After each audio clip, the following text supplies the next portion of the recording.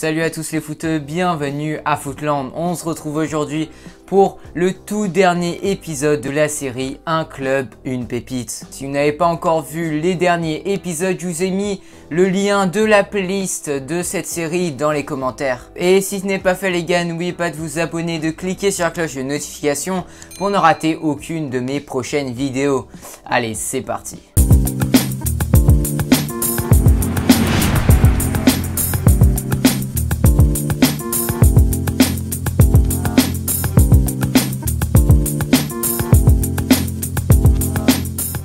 Brookwell est un scouser dans le sang, il intègre Liverpool à 8 ans, mais il a finalement quitté son club de cœur cet été pour Newcastle. C'est sûr qu'il aura moins de mal d'intégrer le 11 à Newcastle qu'à Liverpool. C'est un milieu à vocation défensive, un joueur besogneux, il n'hésite pas à aller au charbon. Steven Gerrard fait d'ailleurs partie de ses fervents admirateurs. Ancien entraîneur chez les U18 à Liverpool, il a même dit « Son jeu consiste à combattre, fermer les angles de passe, presser, il a une volonté de gagner incroyable ainsi que la passion et le désir. Je lui fais confiance. » C'est probablement pas le joueur le plus technique, mais il se bat sur chaque ballon et il parvient même à être décisif. La preuve avec les U18 de Liverpool, il a délivré 3 passes décisives et marqué 4 buts en 21 matchs. Et il devrait normalement gagner ses premières minutes chez les pros avec Newcastle. Car cette saison sera plus dense qu'à l'accoutumée, donc les clubs vont devoir puiser dans leur effectif,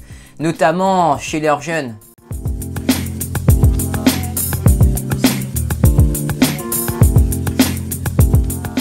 Curtis Jones connaît déjà très bien l'équipe première des Reds. En effet, il est déjà apparu avec l'équipe première de Liverpool à 14 reprises et il a marqué 3 buts et délivré une passe D. Klopp l'a surtout utilisé en tant que box-to-box, mais pour de vrai, il est ultra polyvalent. Il peut jouer à tous les postes du milieu et de l'attaque. Il a une très bonne explosivité et a un sens du dribble au-dessus de la moyenne. En plus de ça, c'est un formidable manieur de ballon. Il trouve des angles de passe extraordinaires. Le premier but de sa carrière pro était face à Everton en FA Cup la saison dernière. C'était une frappe splendide à l'entrée de la surface qui s'est logée dans la lucarne opposée. Il a même été nommé plus beau but de la compétition.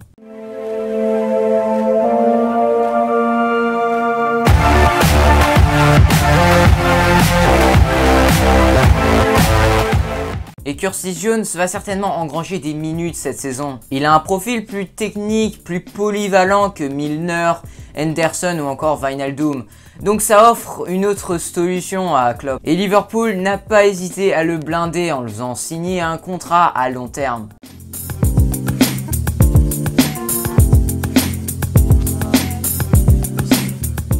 Le patron de Fulham, Scott Parker, sait de quoi est capable Josh Onomah. Il a quitté Tottenham à l'âge de 14 ans pour atterrir à Fulham qui était alors en Championship. Parker l'a justement entraîné à l'académie des Spurs. Mais finalement avec Fulham, ses débuts n'étaient pas très convaincants.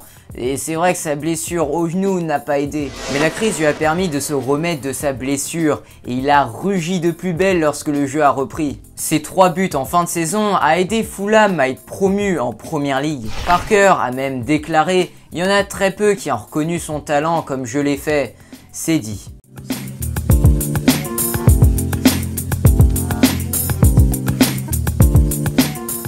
Bowden est déjà comparé à Pirlo ou à Michael Carrick. Rien que ça. En même temps, il fait partie des plus grosses attentes de l'académie des Spurs. Il a eu un temps de jeu assez conséquent avec les jeunes durant 3 ans, mais il n'a toujours pas eu sa chance avec les grands. Il a été convoqué pour certains entraînements ou à des matchs officiels ou amicaux, mais n'est jamais entré en jeu. Pourtant, ce n'est pas les qualités qui lui manquent. Il a une patte droite redoutable. Il est capable de dicter le tempo et mettre le pied, ainsi que de récupérer des ballons précieux. Bref, ce jeune numéro 6 est à surveiller cette saison. Et Tottenham manque de joueurs capables de prendre le jeu à son compte, donc le profil de Bowden est très intéressant. Mais bon, avec José Mourinho, faut pas s'attendre à des merveilles.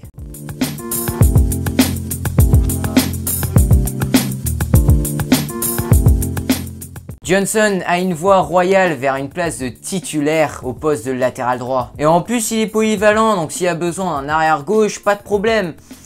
il fera l'affaire. Et cerise sur le gâteau, il est aussi bon défensivement qu'offensivement. Il a notamment impressionné contre Manchester United en juillet dernier. Il a réussi à contenir Rashford tout en réussissant 13 tacles et 5 dégagements. Ouh là là, c'est fort. Et voilà les gars, la fin du dernier épisode de cette série. J'espère que cette série vous aura plu. Si c'est le cas, lâchez un gros pouce bleu et surtout abonnez-vous pour ne rater aucune de mes prochaines vidéos. Si vous avez une idée de série, n'hésitez pas à en faire part dans les commentaires, je regarderai ça avec plaisir. J'ai fait une playlist sur cette série, donc si tu n'as pas encore vu l'un des 4 épisodes, clique sur la playlist qui vient de s'afficher à l'écran. Sur ce, moi je vous dis à la prochaine pour une nouvelle analyse palpitante. D'ici là, prenez soin de vous les gars, ciao les footeux.